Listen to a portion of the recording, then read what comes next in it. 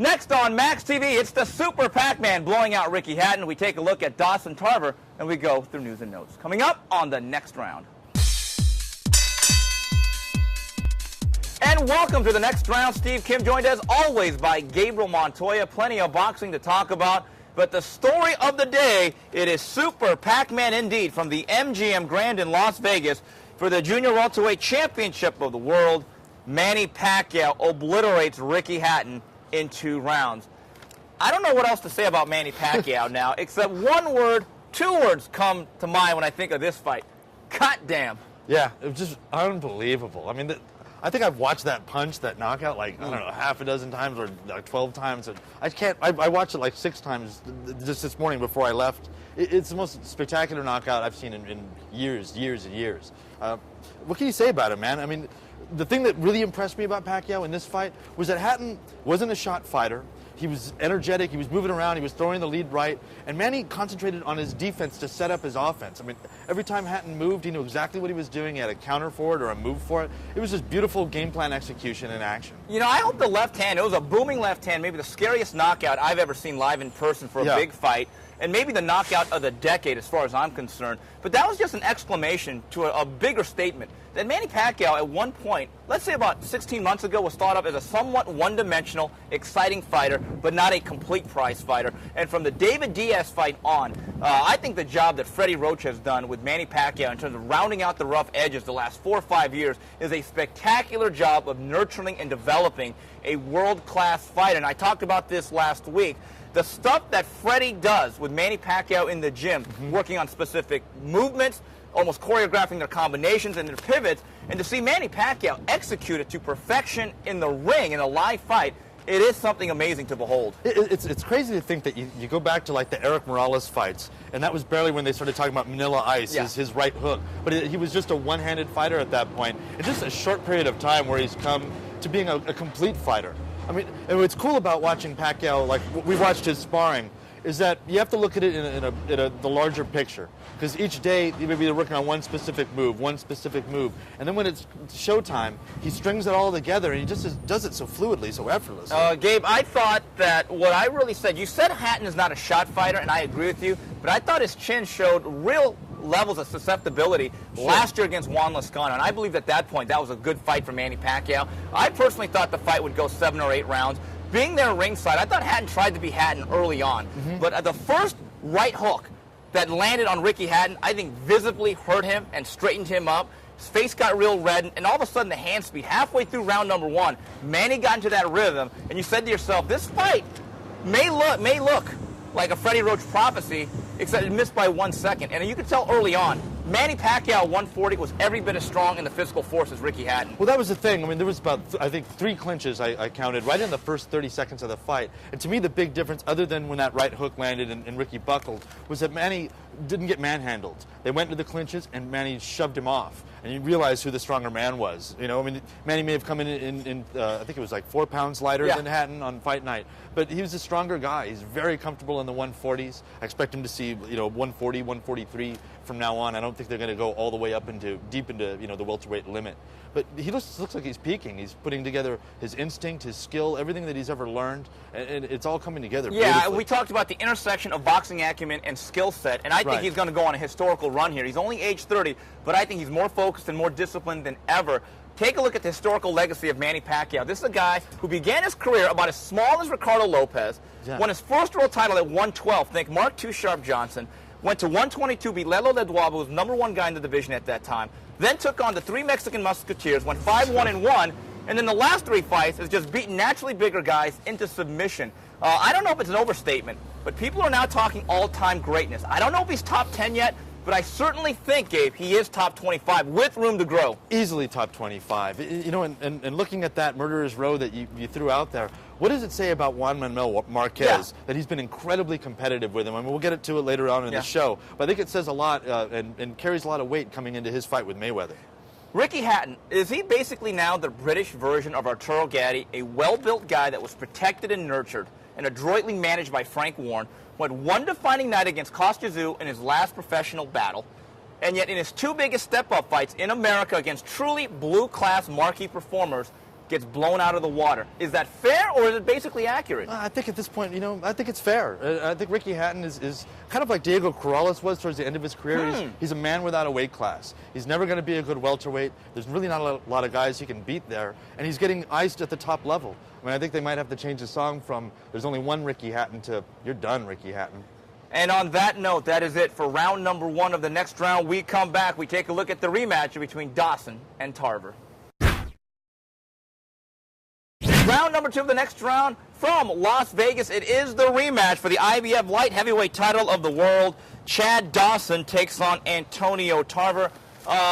Gabe, you're a guy that's going to be an actor. You're in the industry, but isn't this basically like making a sequel to Waterworld 2 or like the last 5 police academies? Do we really need this crap? It was kind of like the second, Bourne movie and the third. They're basically the same movie. He's searching for his identity.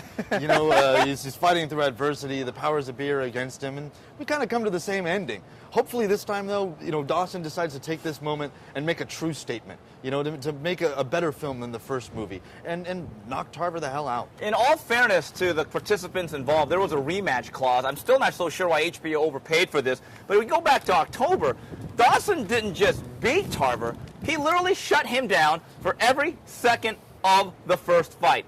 Outside of perhaps Chad Dawson having some issues with his hands, what could really change in terms of the variables? I don't see that much. Yeah, I don't, to me, I thought it was a good Antonio Tarver that he beat. Early on, I thought he was really trying. He was a lot more aggressive than he normally is. He was using his jab and really coming forward. And he got tamed by Chad Dawson. And then he got his will broken. And he got turned old against Chad Dawson because all those body shots and clean combinations and turning, and he just couldn't keep up.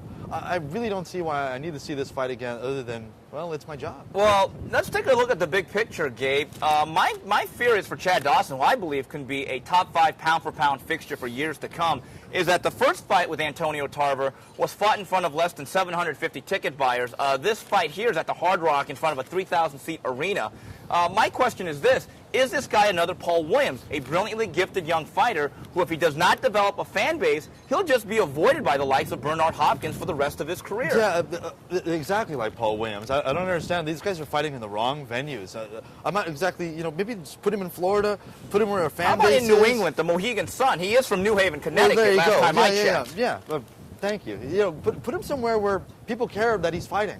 But to just throw him to the highest bidder and to put him out there and then to have to paper the house with people that don't really care. I mean, what was it night and day? This was our first big Vegas fight going to Pacquiao Hatton. You walk in for the first fight and like, I'm the guy that's there, and the ringside officials and you. It was just ridiculous. We need to keep the trend going of putting the fights where the fighter's fan base is and building from there. Otherwise, he's going to be a forgotten man. Absolutely. Pacquiao Hatton is a true Vegas fight. Sure. Chad Dawson, Antonio Tarver is not. Now, let's go back to Antonio Tarver. His supporters, how many there are left, will say he has a puncher's chance. He can still punch. Chad Dawson's been dented before. And Antonio Tarver in rematches has been deadly. Do you buy any of that? I'll buy the last thing. I think maybe he can game plan. He can go back. Like I said, I thought he gave a good effort in the first one. He just met up with a younger, faster, stronger guy. But he's an experienced boxer. He's fought a lot of top people. Sure, he could go back to the drawing board. And Dawson has been down before. He does have power. And Tarver's kind of a timing guy. He figured out after his first fight with Roy Jones that the way to get to Jones, the guy that's faster than him, was to not wait till he was done, but to punch with him. As soon as he began to punch, he'd punch with him. And maybe there's a key there for him to win. But the problem is, Tarver's like a classic old car with flat tires. I don't think he has his legs anymore to really sit down and to be able to react and be reflexive. And Chad Dawson, if he has bad hands, one thing he can still do, he can box and he can move and stink it out. That's my fear. I like Chad Dawson to win another lopsided decision. I'm sure you agree. I'm gonna go a little step further. Really? Yeah. You're gonna call for the stoppage? I'm gonna go Dawson by late stoppage, just because that's what I want to see. That is bold, my friend. When we come back, we wrap it up with news and notes. And we wrap it up with news and notes on the next round. Steve Kim, Gabriel Montoya. It's the return. Yes, he's back for better or worse. July 18th, they're calling it numero uno from the MGM Grand in Las Vegas. Money Mayweather takes on Juan Manuel Marquez. All right, listen, here's what I think. I actually think it's a decent fight. I actually think Juan Manuel Marquez has the heart, determination, and the legs and the boxing IQ to make this a distance fight. Here's the thing that bothers me, and you stayed for the whole full press conference. Yeah. What the hell is the weight of this fight? They kept telling us 143, give or take a pound. Excuse me, Gabe, maybe I'm being a cynic, but this is not a 6-round club fight at the Quiet Cannon. This is a pay-per-view main event. I'd like to know what weight this fight is being fought at, because it is important. Yeah, it isn't a Danny Jacobs prospect kind of 163, but we're calling it a middleweight fight. I mean, this is, battle for pound, but apparently it's give or take a pound for pound. Asked Eric Gomez, a Golden Boy, what's the weight? And he said 143, pause, give or take a pound. And one of the other reporters asked, well, what does that mean? He said, well, a maximum of 144. So we went over to Leonard Ellerby and said, what's the weight for this fight? And 3 times he just said, without looking anybody in the eye, it's a welterweight fight. It's a welterweight fight. I felt like I was getting robbed on some level, or somebody was picking my pocket. Here's the thing, though, Gabe, about that. The rules of boxing, if you get technical, if it's not an over-the-weight bout, if you weigh in at 140.8 or 140.1, at that point, you are above the junior welterweight limit, and that is a welterweight fight. That being said, stylistically, there's a reason why I disagree with those who believe that Mayweather's going to blow out Marquez. And I do believe he's going to win 8 rounds to 4.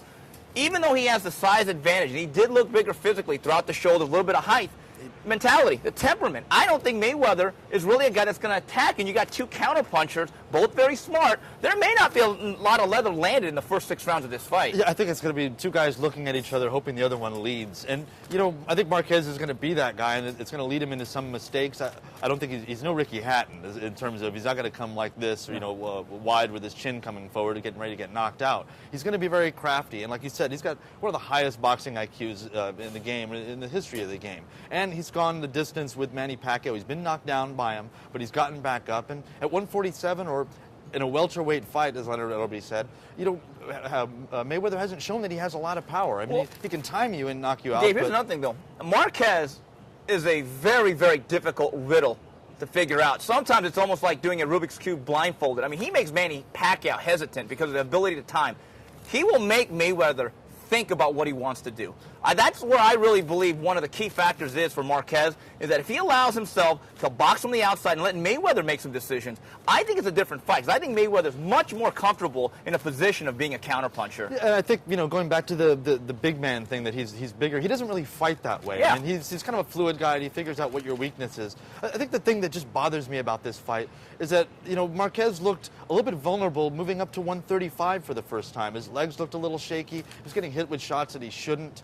And Mayweather coming back, and saying, I'm here to prove that I'm the best pound for pound. And Ellerby saying, we found the best fighter that we could. No, you found the best small fighter that you could, because Shane Mosley is really the guy that Mayweather should be fighting. Yeah, and they want no part of that, but that is July 18th, the return of Money Mayweather. Taking a look at the fight review, TV Azteca, Friday night in Las Vegas, Urbana Antillon, TKO in 5 over Tyrone Harris. And Alfonso Gomez with a body shot stops Juan Buendia in 8. And a showbox thriller, welterweight Carlos Abreu goes to 27-0, stopping Irving Garcia in 4. Gabe, we're out there ringside. I think Urbana Antillon looks like a fighter. Classic top-ranked job of developing and nurturing a fighter. I think this guy's ready for prime time. Yeah, I think so. I mean, he's the goods, man. He's really consistent. He moves forward. I'd like to see him jab a little more, but that's just not his style. He's a come-forward guy. He kind of takes a few shots. He's got a nice defense. And he's got some really seriously heavy hands. Yes, he does. And we have some very nice combinations. I think movement is going to give him problems. Yeah. But I think if you stand in there, you're going through the meat grinder. Gomez Buendia was a hell of a bloody battle. Oh, my God. I think Gomez is a guy. He's a fun TV fighter. I don't know if he's completely world-class. He's probably about a top 20, top 25 welterweight. But you know what? If you move him up in weight, I think him and Chavez Jr. is a hell of a fight. Anybody that's going to be there, that has a chin, that is going to keep coming forward and is able to bleed and still keep moving forward, that's going to be a hell of a fight. I mean, I've always thought that they should rename the contender the opponent, because that's what these guys end or the up cannon being. fodder. Yeah, exactly. But Gomez is a TV fighter. He's an action guy. And it was interesting to see him use his experience, because he landed that left to the body several times, but he never quite cashed the check until that last shot. Speaking of a welterweight prospect, Carlos Abreu, I don't know how far he's going to go. I don't know about you. I'm sure you've seen him before. In this fight, he showed a lot of vulnerability. He's a guy that's really stiff, a little bit awkward, not a lot of fluidity. And I just think at the highest levels, when you have these guys that could really fire off sharp, smooth combination. I mean, Irving Garcia had him down twice, then he got knocked out in the 4th. He's a very good TV fighter. He's heavy-handed, but I do think he is limited. No, yeah, he's kind of like a Delvin Rodriguez. Yes. He's going to be a guy that he'll beat certain guys on the second tier, maybe all of them. But when he gets to the top level, these guys are just too skilled, too polished, and we'll probably take him out. I mean, Irving Garcia, who's a solid guy, dropped him like that. What's Cotto going to do, or any of the other welterweights? Yeah, Yeah, wrapping up the weekend, you know, it's funny. I've heard people complain about the pay-per-view only being a 2-round main event. I got to tell you, I'd much rather watch that than a 12-round snoozer like Baltimore Mayweather. I really thought that in my years covering boxing, and I hope to do this for a very long time, that this will be one of those seminal moments. It's like Tyson Spinks, a performance so dominant in a big fight that it leaves an impression that, yes, it was a blowout. Yes, it was a complete landslide of Reagan Mondale-esque proportions, but you look back and you say, wow, that was a memorable night. That was a violent little masterpiece by Pacquiao. And, you know, a lot of people complained to me in the mailbag this week about, you know, the undercard. And, you know, I don't really want to... Which was bad. Let's be honest. It was bad. It was bad. I mean, it was a mismatch with Soto. It was a terrible match in general. You got a runner versus a guy that, you know, has trouble against runners. And then we got to see a lot of young prospects. I try to stay optimistic, and I think everybody should see Matt Karabov because I think he's the truth. Yes.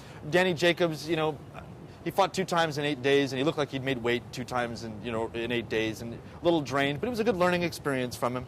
I think Karabov beats him in the long run, though. Yes, absolutely. Well, that's it for this week's edition of TNR. On behalf of Gabriel Montoya and the rest of Max Boxing, to the next round, goodbye, everybody.